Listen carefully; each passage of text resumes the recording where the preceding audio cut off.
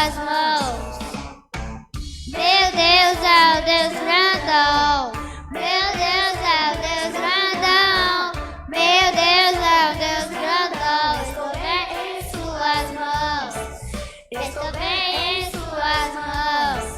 Estou bem em suas mãos. Muito bem. Meus irmãos, a paz do Senhor Jesus. Os irmãos estão bem?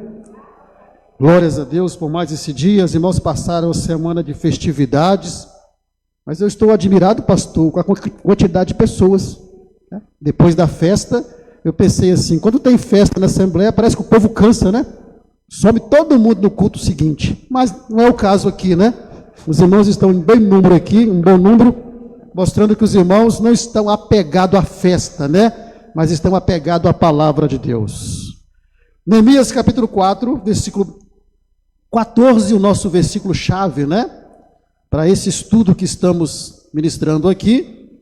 Neemias capítulo 4, versículo 14, diz assim: E olhei e levantei-me e disse aos nobres e aos magistrados e ao resto do povo: Não os temais, lembrai-vos do Senhor grande e terrível, e pelejai pelos vossos irmãos, vossos filhos, vossas mulheres e as vossas casas. Família. Meus irmãos, na semana passada nós começamos a trazer para os irmãos os desafios propriamente dito, não é isso? Nós começamos com os desafios internos. E para quem não veio semana que vem, vamos fazer uma rápida recapitulação, né? Para você se contextualizar. Foi a parte 2 desse estudo, quando nós começamos então a entender esses desafios que estão aí perante as famílias, os desafios internos.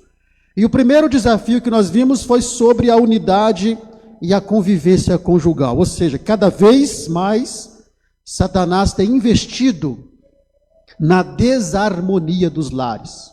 Quando se fala em família, está se falando de relacionamento entre marido e mulher, né, como cônjuge, pais e filhos, filhos e pais. Então, ora, a aplicação ela é para o marido e a mulher como pai e mãe, e como cônjuge, e para os filhos, né, também. Mas vimos então sobre a unidade e a convivência, ou seja, cada dia mais, Satanás está fazendo com que haja desentendimentos, briga, confusões, discussões, às vezes por coisas que não têm a mínima importância, acaba trazendo desunião, casais e filhos que não conseguem mais se entender por causa talvez de palavras, gestos, atitudes, insatisfações, levando a uma verdadeira desarmonia nos lares. E o objetivo é realmente causar desunião, porque uma casa que estiver desunida, ela não prevalece. O segundo desafio foi exatamente o egocentrismo, é a busca pelo prazer a qualquer custo, aqui se referindo à intimidade do casal, às vezes os próprios filhos também.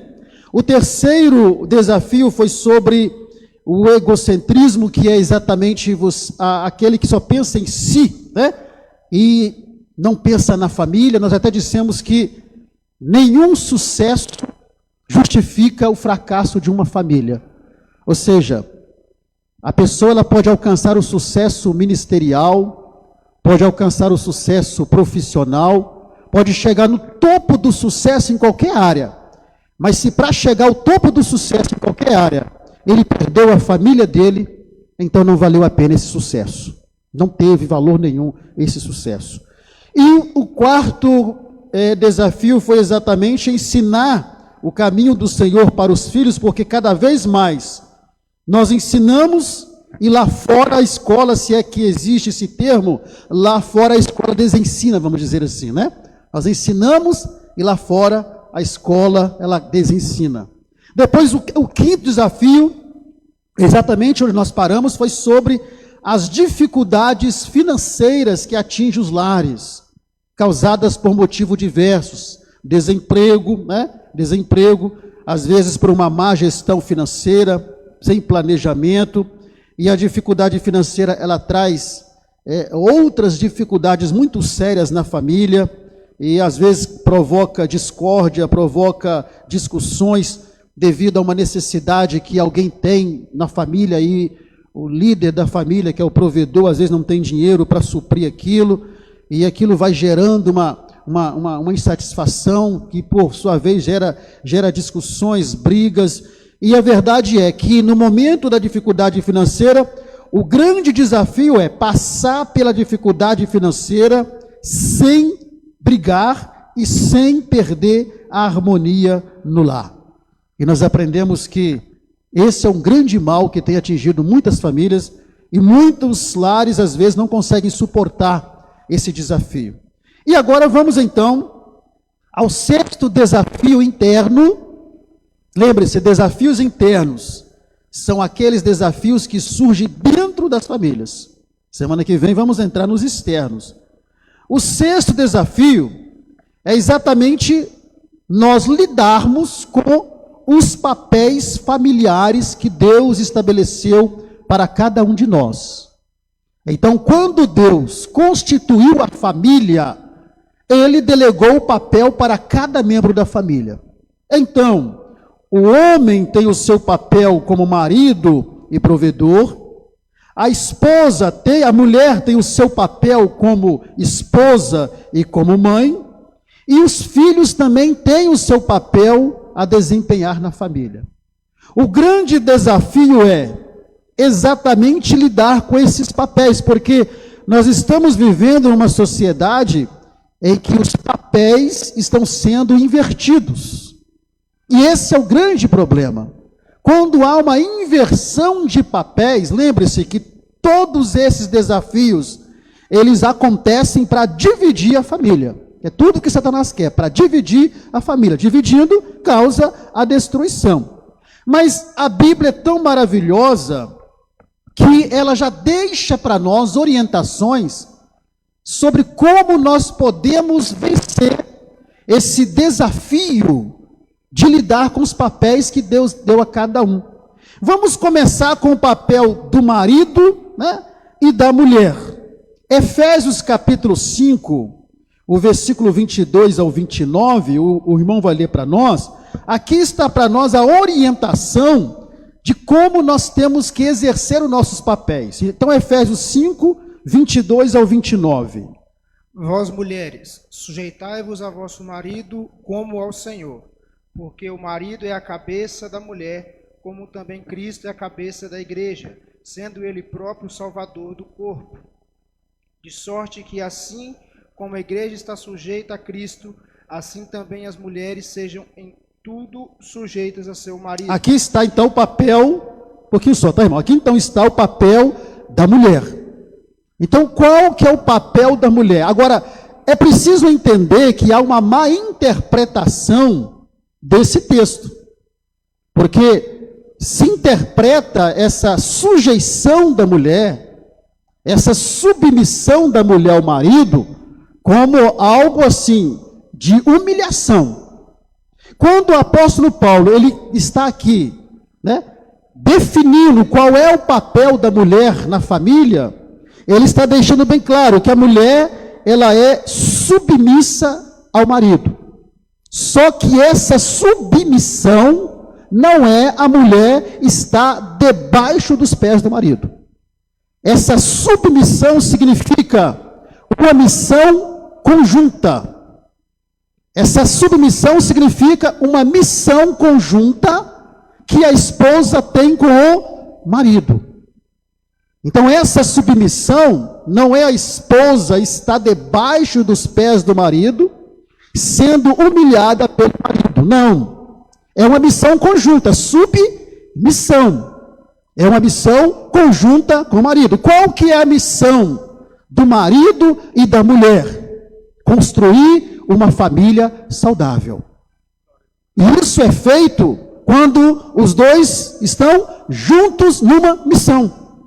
Essa é a sujeição que o apóstolo Paulo está dizendo aqui. E todos nós sabemos que, de uma velha frase, né, que todos os assembleanos conhecem, que Deus não criou a mulher da cabeça do homem para quê? Para não mandar no homem. Mas também não criou a mulher dos pés do homem para não ser o quê? Pisada pelo homem. Quando Deus criou a mulher, ele criou a mulher de onde? Da costela, do lado. Por quê? Para que a mulher, ela junto com o marido, ela possa ter uma missão, desempenhar uma missão. E essa missão implica realmente na mulher entender que ela precisa estar unida ao seu marido no mesmo propósito. Então não é submissão de autoritarismo, de mandar, de exigir, não é isso. Mas de desempenhar uma missão de companheirismo, uma missão de estar lado a lado do seu marido e do seu esposo, entendendo que o marido, ele é o quê? Ele é a cabeça. A cabeça quer dizer que ele é o líder da família. Ele é o maior responsável pela família. É ele que vai conduzir as diretrizes da família. Isso é ser cabeça. O papel da mulher, então, é estar sujeita ao marido, submissa ao marido, dentro de uma missão conjunta. O papel do marido é ser o líder que vai conduzir essa missão junto com sua esposa. E para isso precisa ter o quê? Precisa ter união. Então, a mulher não foi criada por Deus nessa missão de mandar no marido. Mas o marido não foi criado também para poder humilhar a sua esposa, tratá-la como uma empregada, tratá-la como uma escrava. Não é isso. A missão dos dois é construir um lar saudável com união. E isso só é feito quando os dois entendem a missão, cada um desempenhando o seu papel. Continua, por favor, agora no versículo 25. Vós, maridos, amai vossa mulher, como também Cristo amou a igreja, e a si mesmo se entregou por ela, para santificar, purificando-a com a lavagem da água pela palavra, para apresentar a si mesmo igreja gloriosa, sem mácula, sem ruga, nem coisa semelhante, mas santa e irrepreensível. Assim devem os maridos amar a sua própria mulher como o seu próprio corpo. Quem ama a sua mulher, ama a si mesmo. Porque nunca ninguém aborreceu a sua própria carne, antes a alimenta e sustenta, como também o Senhor a igreja. Pois bem, esse é o grande desafio de lidar com os papéis familiares. Qual que é o desafio? Primeiro, é a mulher entender que ela não foi criada por Deus para ser a líder do lar, para ser aquela que vai comandar o lar, não. Ela foi criada para estar junto do seu marido nesse lar. Então ela não pode exercer autoridade sobre o marido. E o grande desafio é entender exatamente isso. Porque existem muitas mulheres que querem mandar nos seus maridos. Não entendeu qual é a submissão. Por outro lado, a missão do marido é exatamente entender também que essa autoridade que Deus deu a ele na família não é autoritarismo, mas é uma autoridade de liderança. E o grande problema é que muitos maridos entendem essa sujeição que Paulo está dizendo aqui como uma sujeição de autoritarismo que a mulher deve ter debaixo dele, quando Paulo não está dizendo isso. Então, quando o casal não entende isso, quando o casal não separa o seu papel, a mulher e o marido não entende qual é o verdadeiro papel de cada um deles, é que gera o quê? É que gera o confronto, é que gera a confusão, é que gera a briga. Então, esse é o desafio em relação ao marido e à mulher como cônjuge. Você não foi criada para ser pisada pelo seu marido, mas você não foi criada para mandar no seu marido. Vocês foram criados para juntos exercerem, uma construção de um lar e de uma família saudável. Um entendendo o outro, juntos numa mesma missão. E aí nós temos o desafio agora dos filhos entenderem o papel deles. Porque o papel do marido é autoridade, provisão, ele é o provedor da casa. Então, não há nenhum sentido bíblico. O marido, né? O marido preguiçoso, que não trabalha, porque não quer trabalhar, deixa bem claro, né? Não quer trabalhar, você está me entendendo? Que não trabalha, e ao invés dele sustentar a casa, é a esposa que sustenta a casa. Aí não entendeu o seu papel. O seu papel é de provedor. É de provedor. Então, quando não há um entendimento desses papéis, isso começa a gerar confusão e briga dentro de casa. Porque quando a mulher não entende a autoridade do marido, a tendência é a esposa dizer assim: você não manda em mim. Você não manda em mim. Aí que está o grande problema. Não é questão de mandar, é questão de autoridade que Deus deu ao homem para, junto com a sua mulher, cumprir uma missão. Por outro lado, o homem não pode ser também autoritário. Agora, em relação aos filhos, olha o que o apóstolo Paulo vai dizer agora, no capítulo 6 de Efésios, versículo 1 ao versículo 4. Vós, filhos, sede obedientes a vossos pais no Senhor, porque isso é justo. Honra teu pai e a tua mãe, que é o primeiro mandamento com promessa, para que te vá bem e vivas muito tempo sobre a terra. E vós, pais, não provoqueis a ira de vossos filhos, mas criai-os na doutrina e admoestação do Senhor. Pois bem, então agora nós temos o papel dos filhos. Então nós vimos aqui o papel do marido e da mulher, da esposa e do esposo. Entendemos que essa submissão, essa sujeição da esposa ao marido não é autoritarismo e humilhação. Ela não é sua empregada, ela é sua companheira, sua disjuntora, e deve ser tratada como tal. Por isso que Paulo vai dizer: vós maridos, amai vossas mulheres, como Cristo amou a igreja e a si mesmo se entregou por ela. Um amor altruísta. Um amor altruísta. Esse é o amor que o marido deve ter pela esposa. Um amor altruísta. Um amor que ele não pensa apenas nos seus próprios interesses, mas o amor em que ele pensa também no interesse de quem? Da sua esposa. E para os filhos, Paulo está dizendo: vós, filhos, sede obediente aos vossos pais no Senhor. Então o papel do filho é primeiramente o papel da obediência, mas é uma obediência no Senhor. Você tem que entender isso daqui. E eu estou aqui antecipando a lição de domingo agora, que vai falar sobre isso. Então, essa obediência que Paulo está dizendo aqui, que os filhos devem aos seus pais, não é uma obediência cega. Ora, se um pai, uma mãe que não é cristão, ele pede ao filho para fazer uma coisa, e esse filho é cristão, já tem um entendimento, e essa coisa que o pai e a mãe pediu para fazer é claramente algo pecaminoso, é evidente que essa obediência não é devida. Porque essa obediência, ela é feita no Senhor. Ou seja, uma obediência de acordo com a vontade de Deus. Uma obediência de acordo com a palavra de Deus.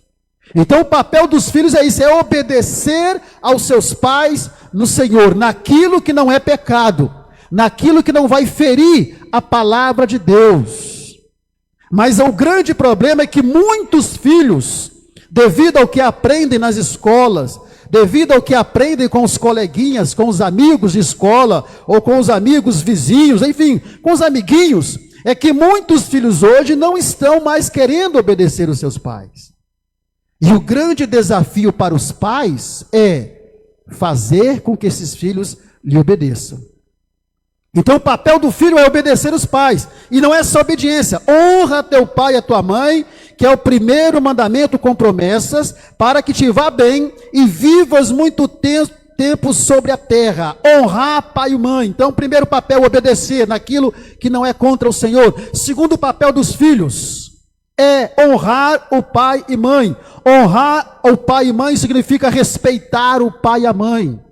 Honrar o pai e a mãe está ligado a você simplesmente honrar o seu pai, não apenas hoje, mas honrar o seu pai também futuramente. Honrar o seu pai quando estiver já envelhecido, quando não estiver mais, devido à idade, já não aguentando muita coisa. Você sabe quando é que um filho vai realmente honrar o seu pai e sua mãe? É quando o pai e a mãe já estiver envelhecido, fraquinho, e ao invés de você colocar ele lá no asilo, você cuidar dele, você tratar dele. Porque a pior tristeza do mundo é quando os filhos pegam seus pais, já velhinhos, sem vigor físico, e joga os velhos lá, Agora não é mais asilo de velho, é casa de repouso, É asilo de velho mesmo. Mudaram o nome para suavizar. Então é nesse momento que você vai ver se você está honrando realmente o seu pai e a sua mãe. Você vai nas casas de repouso e você vai ver lá tantos velhinhos que os filhos com condições de cuidar deles simplesmente os abandonam lá, nem os visitam. Onde está a honra ao pai e à mãe? Então o grande desafio nas famílias hoje é o filho entender que ele deve obediência ao seu pai e à sua mãe no Senhor, e que ele precisa honrar o seu pai e sua mãe durante toda a sua vida, e principalmente no final da vida, E quando o filho não faz isso, e que tem uma promessa, olha só, para que te vá bem, e vivas muito tempo sobre a terra. Se você é adolescente, jovem, quiser viver muito, se você quiser ser bem sucedido, obedeça ao seu pai e sua mãe, honra seu pai e sua mãe, porque há uma promessa para aquele filho que obedece os pais e que honra os pais, é que ele vai viver bem e muito tempo sobre a terra, longevidade e prosperidade. Mas o grande desafio é que muitos filhos motivados aí por tantas coisas ruins, acabam sendo desobedientes aos seus pais e não honrando os seus pais. Não respeitam mais os seus pais. Esse é um desafio muito grande. Pois bem, outro desafio está exatamente na questão de que há uma grande negação ou rejeição por parte de alguns casais em ter filhos. Existem casais crentes, que se casam, mas não querem ter filhos. Fazem a escolha de não ter filhos. E aí eu pergunto para vocês, olha, se o padrão de Deus da família é o casal e a sua prole, onde se encaixa então um casal cristão não querer ter filhos? É um grande desafio, a não ser que haja alguma impossibilidade de ter filhos, por causa de doença ou qualquer outro tipo de impossibilidade, tudo bem. O Senhor é misericordioso e vai entender isso. Mas casais férteis, que não há nenhum tipo de impossibilidade, que se casam e não quer ter filhos. E qual que é a ordem? Gênesis capítulo 1, versículo 28, o que diz lá? E Deus os abençoou, e Deus lhes disse: frutificai e multiplicai-vos, e enchei a terra, e sujeitai-a, e dominai sobre os peixes do mar, e sobre as aves dos céus, e sobre todo animal que se move sobre a terra. Então a parte que nos interessa é quando Deus manda o casal ter filhos. Ah, mas isso aqui era lá para a época quando começou Adão e Eva. Não, é para essa época também. Porque se os casais começarem a não ter filhos, o que vai acontecer com os seres humanos? Vai acabar os seres humanos, Então, se os casais começarem a não querer ter filhos mais, ninguém ter filho, daqui a pouco não tem mais ninguém. E tem país que a China, por exemplo, não quer mais, Mas tem país aí que paga para ter filhos, porque senão acaba a população. Então, o grande desafio hoje é a constituição da família, nesses casais que estão se casando agora e não querem ter filhos, sendo que é uma das ordens do Senhor para que o casal ele tenha filhos. E é tão importante que o profeta Jeremias, quando Israel estava para ir para o cativeiro, olha o que o profeta Jeremias, usado por Deus, falou com o povo. Jeremias 29, o verso 6. Tomai as mulheres e gerais filhos e filhas. Tomai mulheres para os vossos filhos e dai vossas filhas a maridos, para que tenham filhos e filhas. Multiplicai-vos ali e não vos diminuais. Então aqui está, ó, Jeremias escreve uma carta para o povo que estava cativo na Babilônia, exatamente porque havia essa preocupação do povo ir para a Babilônia cativo como foram e não ter filhos. O que aconteceria se os judeus lá no cativeiro não tivessem filhos? Ia acabar o povo de Israel. Não existia mais o povo judeu. Aí então Jeremias, usado por Deus, fala lá, olha, vocês tomem as suas mulheres e gerem filhos e filhas. Está vendo? Tomai mulheres para vossos filhos e vai descendendo. Vai aí, né? Trazendo mais descendência. Então o grande desafio hoje, existe muitos casais cristãos hoje que estão casando e não estão querendo ter filhos. E o salmista no Salmo 113, o verso 9, olha só o que ele vai dizer. Que faz com que a mulher estéril habite em família, seja alegre mãe de filhos, louvai ao Senhor. Está vendo? Que faz que a mulher estéril seja o quê? Mãe. E ela se alegra. E para fechar isso daqui, o Salmo 126, 127, né? E o verso 3, para aqueles que não querem ter filhos, olha só o que a palavra de Deus diz. Eis que os filhos são herança do Senhor e o fruto do ventre do seu galardão. Os filhos são o quê? Herança do Senhor, tá vendo? Herança do Senhor. E o fruto do ventre, o seu galardão. Galardão é um prêmio. Galardão é um presente. Então o salmista está dizendo aqui que os filhos é uma herança de Deus para o casal e que os filhos são um presente de Deus para o casal. Então por que muitos casais não querem ter filhos? Então o grande desafio é, se isso continuar acontecendo, vai acabar as famílias, vai terminar as famílias.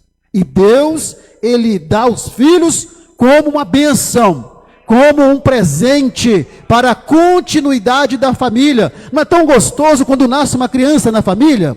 Quando nasce um bebê na família, é tão gostoso, tão maravilhoso, não é verdade? Porque é isso mesmo, é a bênção de Deus para a família. Então vocês que vão se casar daqui mais uns tempos, se Jesus não voltar, o que vocês preferem, casar ou Jesus voltar? Vocês jovens aí. Ah, bem, preferem voltar, nem me preferir casar. Então, se Jesus não voltar e vocês conseguirem casar, lembre-se disso. Filhos é uma bênção de Deus para a vida de todo o casal. E o grande desafio é manter esse entendimento. Outro desafio, estamos vendo aqui os desafios internos, que acontece dentro da família. E todos esses desafios precisam ser enfrentados. Outro grande desafio é a falta de disciplina no lar para com os filhos. São os pais que não corrigem os seus filhos. Isso é um desafio muito grande, né? Porque a criança começa a crescer, começa a dar tapa na cara da mãe, tapa na cara do pai, e a mãe acha, ai que bonitinha, ai que gracinha. E aquela criança vai crescendo achando aquilo normal. São crianças que fazem coisas erradas e os pais não corrigem, não disciplinam. Agora lembre-se, não se trata aqui de uso de autoritarismo ou violência na correção e na disciplina.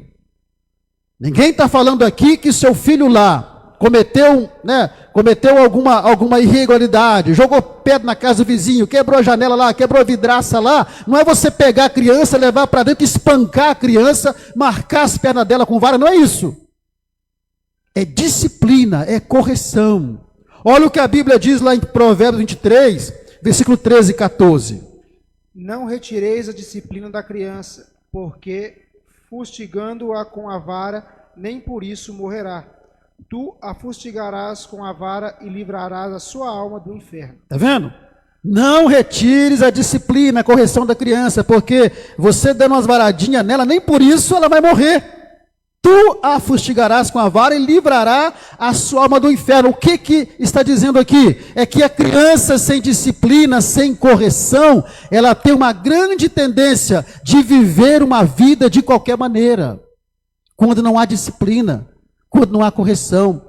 E o grande desafio para a família é entender que ele precisa disciplinar o seu filho quando erra. Ele precisa corrigir, isso não é pecado. Mas lembre-se, não é espancar, não é usar de violência ao ponto de machucar uma criança. Não é isso que a Bíblia está dizendo. Está falando de uma correção firme, mas uma correção que seja feita com amor.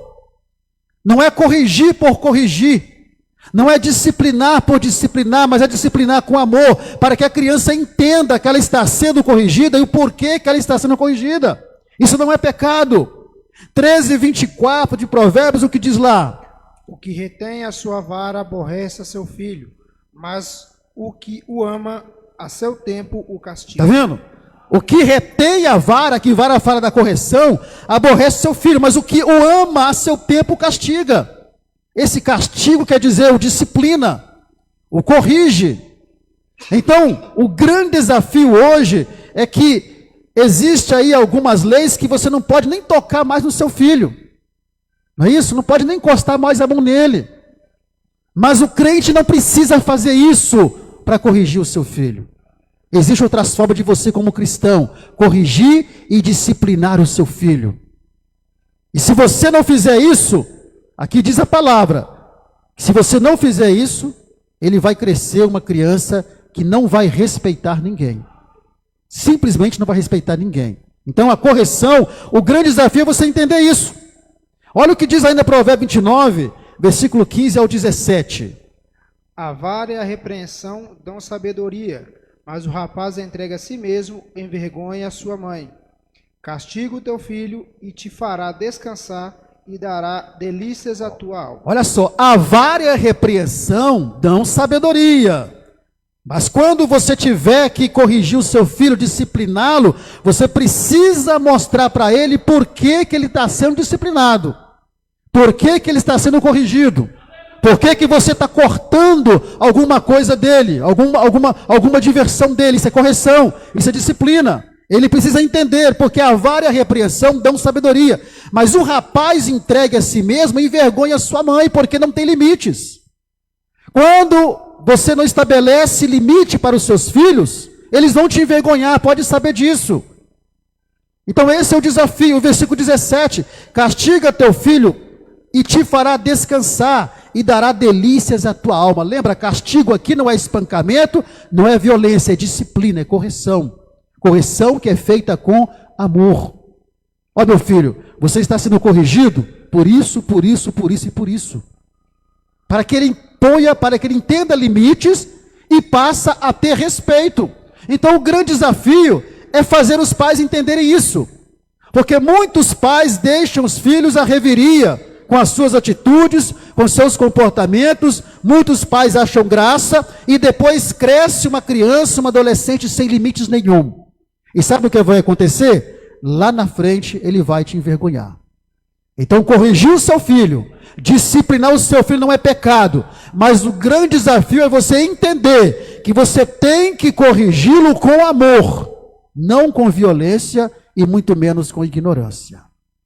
Prosseguindo aqui, outro desafio, e esse aqui é interessante.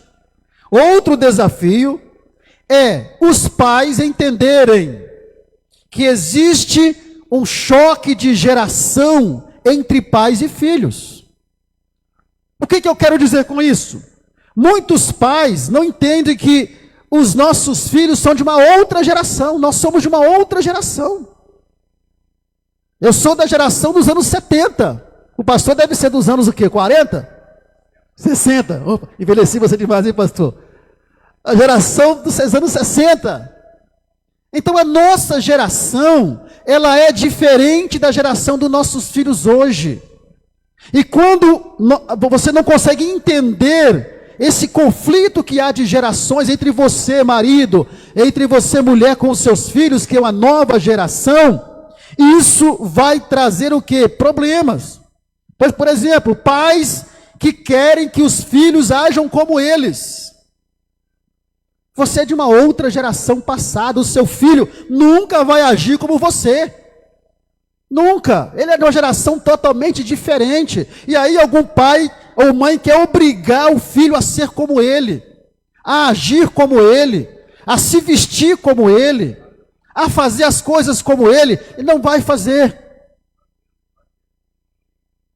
Às vezes o pai quer corrigir como ele foi corrigido há 40, 50 anos atrás, né? Aí por isso que a lei, ela prevalece por isso, né? Que há 40, 50 anos atrás a gente apanhava e depois tinha até um banho de água, né, com sal para poder tirar os vergonhas. Pois é, mas a geração agora é outra. Então, se você não entender que há um conflito de gerações, às vezes você, por exemplo, você gosta de roupa social, você pai gosta de roupa social, e você quer porque você quer que o seu filho adolescente vista a roupa social, mas ele não gosta de roupa social, é outra geração. E aí você quer obrigar ele a colocar calça social, camisa social, não, é outra geração. Se ele não gosta de roupa social, você precisa entender, ele não é você. E aí começa o quê? Os pais começam a querer que os filhos ajam como eles, se vistam como eles, pensam como eles, façam as coisas como eles, e aí vai gerando conflito. Ah, papai é careta demais, né? Mamãe é careta demais. Porque é outra geração. Então o grande desafio é entender isso, o conflito de gerações. Por outro lado, essa nova geração produziu filhos que desvalorizam as experiências dos pais e não querem mais ouvir os pais. Ah, papai, a senhora é muito careta, né? Oh, mas a senhora é muito careta, a senhora é muito antiquada, né? A senhora é muito quadrada. Então, é uma geração que, por um lado, tem os pais que querem que os filhos sejam como eles. Por outro lado, tem os filhos que desvalorizam a experiência do pai, da mãe, de vida que eles tiveram ao longo dos anos, e que não querem mais ouvi-los, não querem dar ouvido a eles mais. Olha o que diz lá em Provérbios capítulo 1 e o versículo 8. Filho meu, ouve a instrução de teu pai e não deixes a doutrina de tua mãe. Filho meu, ouve a instrução do teu pai, não deixe a doutrina da tua mãe. Olha, se a sua mãe chegar para você, né, e falar assim, olha, minha filha, cuidado com esse rapaz. Esse rapaz não passa confiança, cuidado. Esse rapaz eu não sei não. Ouve a tua mãe. Muitos jovens quebraram a cara porque não deram ouvido aos seus pais. Uma mãe e um pai, quando chega a falar isso, não é porque quer o seu mal, não. Não é porque quer sua infelicidade, não. Pelo contrário. É a experiência de vida que eles têm. É a experiência de anos e anos que eles têm, que consegue ver um indivíduo enrolado à distância. Ver um camarada no cego à distância. Ver um camarada que quer só aproveitar de você à distância. Então essa nova geração, os pais precisam entender que os filhos não vai ser igual a você nunca. Por outro lado, você dessa nova geração precisa entender, olha, ouve o conselho do teu pai e da tua mãe. Eles só querem o seu bem. Olha só isso aí. Outro versículo aqui. Efésios capítulo 6, versículo 4, né? Nós lemos aqui, né? Efésios 6 e 4. Pode ler de novo aí. E vós, pais, não provoqueis a ira de vossos filhos, mas criai-os na doutrina e admoestação do Senhor. Então, se por um lado você tem uma geração, né, que é bem diferente da nossa geração, e você pai, você mãe, tem que entender isso. Não queira que o seu filho seja você. É uma geração diferente. Por outro lado, filhos, entendam. Ouçam seus pais. Respeite os seus pais, porque eles têm experiências de vida que você não tem. E pais, não provoquem a ira aos seus filhos. O apóstolo Paulo está dizendo, não provoque a ira aos seus filhos. Quando é que nós provocamos a ira nos filhos? É quando nós começamos a criticá-los. É quando nós falamos palavras ásperas para eles. É quando nós simplesmente não motivamos eles, mas criticamos eles ou falamos palavra negativa para eles. Então, o grande desafio é esse conflito de gerações. Entender que nós somos de uma geração bem antiga Essa geração de hoje é uma geração diferente, mas que precisa ouvir a instrução do pai e a doutrina da mãe. Até como respeito. Porque, repito, pai e mãe nunca quer o mal dos seus filhos. Nunca. Então, repetindo, você jovem, que vai casar um dia. Se algum dia sua mãe, se não for implicância da sua mãe com a pessoa também, tem que ver isso, né? Se não for implicância do pai também, né? Se não for implicância, ouça seu pai e a sua mãe, porque eles têm experiência de vida, né? Para poder te orientar. Então, é entender esse conflito. Muitos pais queriam que os seus filhos se vestissem de tal forma, de tal jeito, mas não adianta. É umas gerações diferentes, são conflitos de gerações, e se você não entender que existe esse conflito de gerações, aí causa briga, causa confusão dentro de casa. Pois bem, outro desafio é os pais não terem o seu filhinho ou a sua filhinha o quê? Predileta. É outro desafio. É o favoritismo para com o filho em detrimento do outro. Pai e mãe têm que entender que ele não pode demonstrar para o filho ou para a filha o favoritismo de um para com o outro. Porque isso sempre vai gerar ciúme, inveja e contenda. Você que é um leitor da Bíblia, me dê um exemplo na Bíblia aí de um pai que tinha favoritismo por um dos filhos e o que aconteceu nessa família. Alguém pode me dizer um exemplo? Jacó, que tinha favoritismo por quem? Por José. José era o queridinho de Jacó. Tudo do melhor Jacó fazia para quem? Para José. E nós poderíamos só nessa história aqui extrair muitos ensinamentos sobre isso. E esse favoritismo de Jacó para José, por José, trouxe grandes problemas, porque despertou inveja nos irmãos, despertou raiva nos irmãos, despertou ciúme neles, contenda neles, ao ponto deles fazerem o que fizeram com o irmão. O favoritismo por um dos filhos traz grande prejuízo para a família. Você pode, pai, você pode, mãe, lá no fundo, você pode até ter um certinho, né? Um certo favoritismo por um dos filhos, porque ele é mais obediente, mas não demonstra isso. Porque se você demonstrar isso, vai dar problema. Se você começar a tratar um filho melhor que o outro, pode ter certeza que vai gerar ciúme, vai gerar contenda, vai gerar raiva no outro filho. Temos também a questão de Isaac, que tinha favoritismo por quem? Por Esaú. Rebeca, que tinha favoritismo por Jacó. E Jacó vai repetir o favoritismo na família por José. E ambas as famílias tiveram problemas de relacionamento por causa do favoritismo. Em tratar um filho melhor do que o outro. Comprar uma roupa melhor para um filho em detrimento do outro. Comprar um calçado melhor para um filho em detrimento do outro. Para uma filha você compra uma roupa de marca, mas para o menino, o rapazinho, você compra uma calça fuleira. E assim vai se aplicando em todos os tipos de roupa e calçados. Sabe o que vai acontecer? Esse filho que está vendo esse favoritismo vai ser possuído por inveja, por ciúme, e vai trazer grandes conflitos na família. Então, o grande desafio, qual que é o desafio aqui? Estamos vendo desafios internos. O grande desafio aqui é o pai e a mãe entender. E eu vou repetir aqui, contando bem baixinho para você. Ainda que você tenha preferência por um dos filhos, porque é mais obediente, é mais amoroso, não demonstre. Não demonstre isso. Trate os dois iguais. O que você comprar de bom para um, compra também para o outro.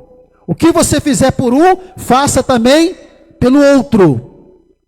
Porque senão vai trazer problema. Mas muitos pais não entendem isso. E acabam demonstrando um favoritismo por um dos filhos ou por uma das filhas. E isso vai trazer uma grande confusão. Um grande problema na família. É outro desafio. Vamos prosseguir? Outro desafio. E esse aqui é um desafio muito interessante, porque esse desafio aqui, Satanás, ele lança esse aqui, faz surgir dentro da família esse desafio aqui, porque é um desafio que mais causa problemas, que é exatamente, sabe qual? O ciúme doentio entre o casal. E olha que eu coloquei aqui, ciúme doentio. Por que ciúme doentio? Porque existe o ciúme normal. Quando você vai para a palavra ciúme, ela tem dois significados, dependendo da colocação no texto. Quando você vai para Tiago, capítulo 4, qual que está primeiro aí? Tiago 4 e 5 mesmo? Isso. Tiago, capítulo 4, versículo 5, olha só o que diz lá. Aqui é o ciúme positivo. Mas tem ciúme positivo? Tem. Você vai ver aqui agora. Tiago 4, versículo 5.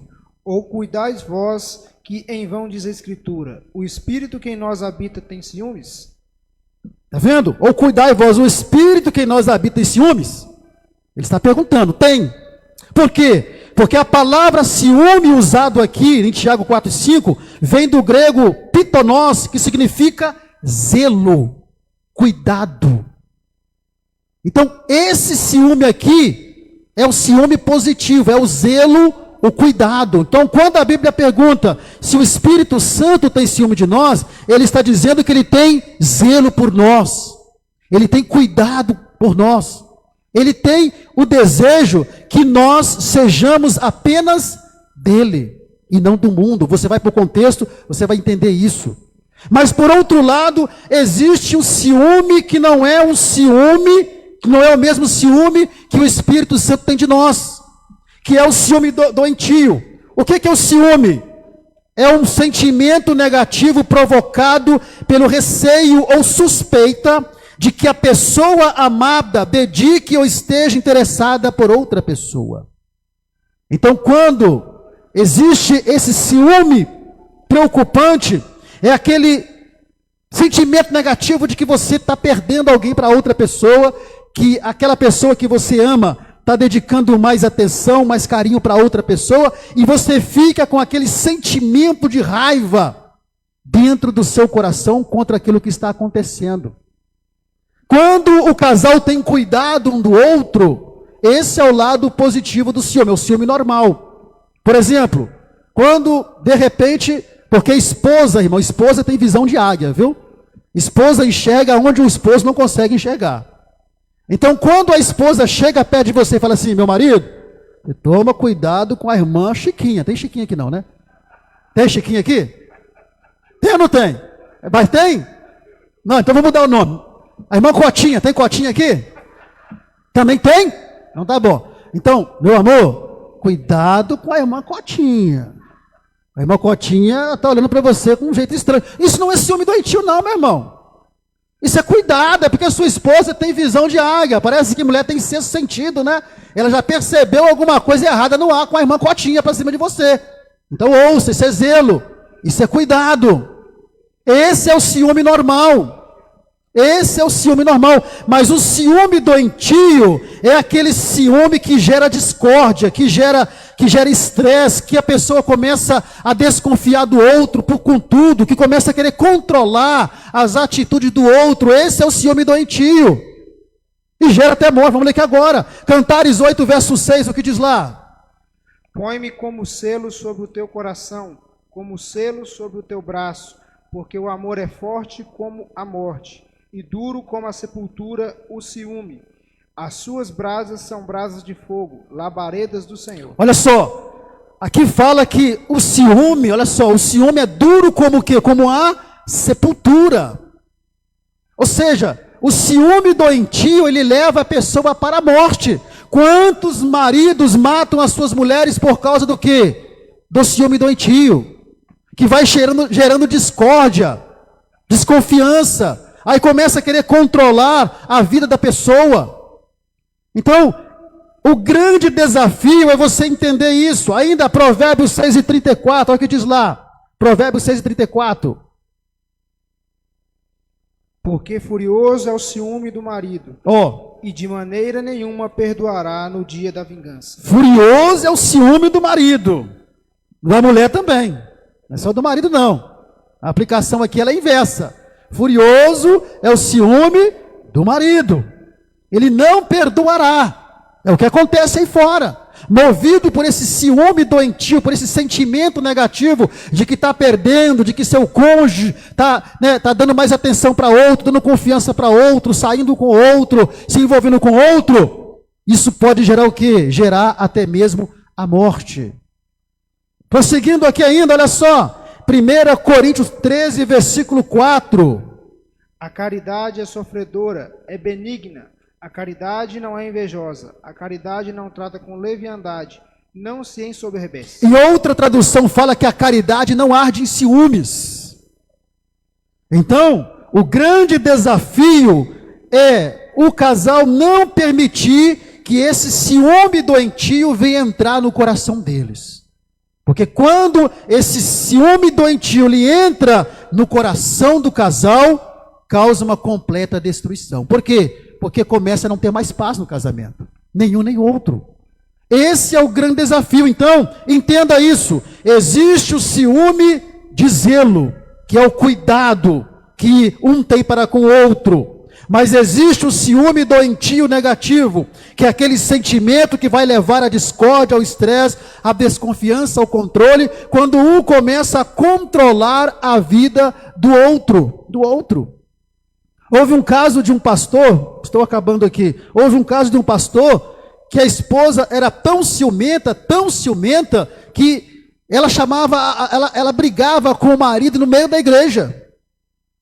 No meio da igreja. Ela brigava com o marido. E aquilo envergonhava o pastor. Trazia dificuldade para o ministério dele.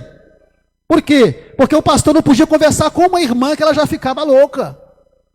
Se uma irmã se aproximasse do pastor para pedir oração ou alguma coisa, ela já ficava agitada. É esse tipo de ciúme que não pode entrar no coração do casal. Afinal de contas, você ama seu marido e o seu marido te ama. Pode ter certeza disso. O amor, ele não arde em ciúme. Onde há amor, há o quê? A confiança. Mas se o cabra for sem vergonha mesmo, né? Porque também tem, né? Se o cabra for sem vergonha, safado, aí já é um caso de você orar a Deus para Deus resolver a sua situação, né? Mas estamos falando aqui de casais que são fiéis a Deus, que amam um ao outro, que têm caráter e que não podem permitir que esse tipo de sentimento entre no coração. E o grande desafio é saber separar o ciúme zelo do ciúme doentio. Pois bem, poderíamos demorar muito tempo aqui, mas vamos encerrar por hoje falando o último desafio de hoje, interno, que é exatamente, a mentira. Isso aqui também é outro desafio. A mentira em nome da paz e da boa convivência. O que eu quero dizer com isso aqui? É um grande desafio o cônjuge, o filho, a filha, a família entender que a mentira não pode ser cometida em nenhuma hipótese, nem mesmo uma mentira que, no seu entendimento, vai trazer uma paz e a boa convivência. Por quê? Porque quando a verdade chegar, a coisa vai pegar para o seu lado. Então, às vezes acontece alguma situação acontece, e você, para poder não criar uma briga, isso tanto filhos para com pais, cônjuge e vice-versa, e você, para não criar uma briga, você acaba o quê? Você acaba mentindo em nome da boa convivência. Mas sabe o que vai acontecer? Quando a verdade chegar, vai ter briga do mesmo jeito e até pior. Então, muito melhor é você enfrentar aquele momento e falar o quê? Falar a verdade, contar a verdade. Mesmo porque nós sabemos quem é pai da mentira. Olha o que Paulo vai escrever ao Colossenses, capítulo 3, versículo 9 ou 10. Não mintais uns aos outros, pois que já vos despistes do velho homem com os seus feitos, e vos vestistes de novo, que se renova para o conhecimento segundo a imagem daquele que o criou. Isso nós fazíamos quando era velho homem. Mas agora nós nos revestimos do novo homem, nascemos de novo, somos nova criatura. Então, não mintais uns aos outros, não contem mentira um para o outro, porque não adianta você contar uma mentira em nome da paz e da boa convivência, porque a verdade vai chegar. E quando a verdade chegar, a situação vai ser muito mais grave do que você imagina se você tivesse contado a verdade lá atrás.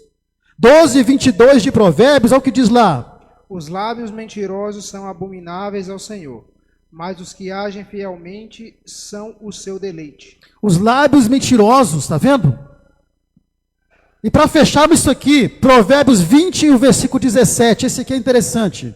Suave é o homem o pão da mentira, mas o depois a sua boca se encherá de pedrinhas de areia. Suave ao homem o pão da mentira, porque às vezes você contar uma mentira para o seu cônjuge, você filho contar uma mentira para o seu pai, para sua mãe, vai suavizar a situação.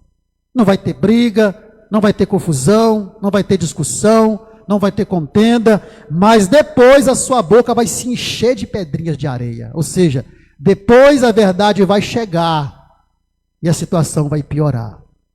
Então é muito melhor você enfrentar a situação e falar a verdade, do que você esconder a mentira, falar uma mentira em nome de uma boa convivência, em nome de uma paz que não é uma paz que você vai ter. Porque nada há encoberto que não seja descoberto. Um dia a coisa vem à tona. E aí, depois de 1 ano, 2 anos, descobre a verdade e a confusão se instala de uma maneira muito pior do que se você tivesse contado a verdade lá atrás. Há um ditado popular, e não é versículo bíblico, né? Que quem fala a verdade não merece castigo. Ainda que vá doer. Mas se houver o amor ali, a coisa vai se resolver. Mas se você esconder, você vai criar um círculo vicioso. E diz a Bíblia que um abismo chama o quê? Chama outro abismo.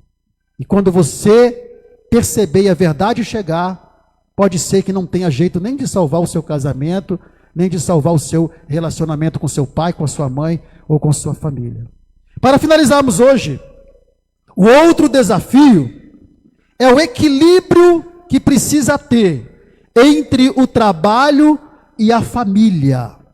Isso aqui vai para nós que servimos ao Senhor, fazemos a obra do Senhor e frequentamos a casa do Senhor. Nós temos que entender que precisa ter um equilíbrio entre o seu trabalho, a sua família e a igreja. Existe uma prioridade.